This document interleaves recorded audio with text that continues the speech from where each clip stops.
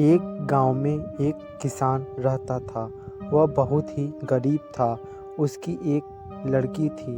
वह अपनी लड़की की शादी करने के लिए बहुत से गांवों में जा चुका था, लेकिन उस किसान की लड़की की शादी कहीं से नहीं हो रही थी। एक दिन वह पास ही के गांव में एक लड़का देखने के लिए गया।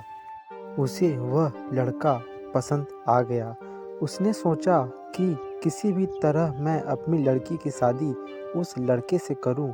उस लड़की के बाप ने उस किसान से दहेज मांगा और उस गरीब किसान ने कुछ सोचे बिना ही दहेज देने के लिए हाँ कह दिया।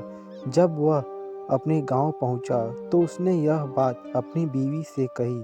तब किसान और बीवी ने यह निर्णय लिया कि वह अपने गहने बेचकर अपनी लड़की की शादी के लिए दहेज देंगे। अब शादी के लिए एक दिन निश्चित किया गया।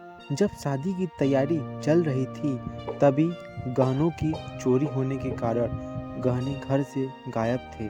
वह किसान और उसकी पत्नी बहुत ही निराश थे कि हम अब कैसे दहेज देंगे।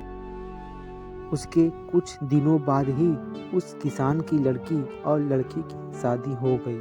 जब किसान की लड़की बहू बनकर दूसरे गांव में अपने पति के पास गई तो उसको तरह तरह से प्रताड़ना दी जाने लगी। दरअसल उस लड़की के सास ससुर उसको दहेज मांगने के लिए अपने पिता से कहने के लिए कहते, और जब उस लड़की ने यह बात अपने पिता से कही तो पिता ने कहा, हमारे पास इतना पैसे नहीं हैं कि हम तुम्हें दहेज दे सके।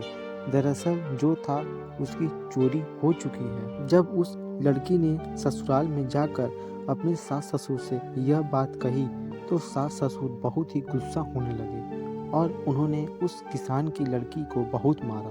दोस्तों, उस लड़की के परिवार वाले रोज रोज उसको परेशान करते, उससे नौकरों की तरह पेश आते। अब उस लड़की के सास ससुर उसे अपने पिता से दहेज मांगने के लिए रोज रोज उसे जोर देने लगे। इसके लिए वह लगातार उसे प्रताड़ित करने लगे। एक दिन इसी बात के चलते सभी ने मिलकर उस लड़की को मिट्टी का तेल डालकर जला दिया और उस लड़की का देहांत हो गया।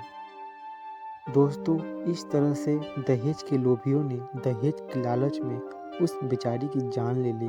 दहेज के ऐसे लोग भी हमारे समाज में आज बहुत हैं। हमें ऐसे लोगों के साथ अपने संबंध नहीं बनाने चाहिए, उनसे रिश्ते नाते नहीं करने चाहिए।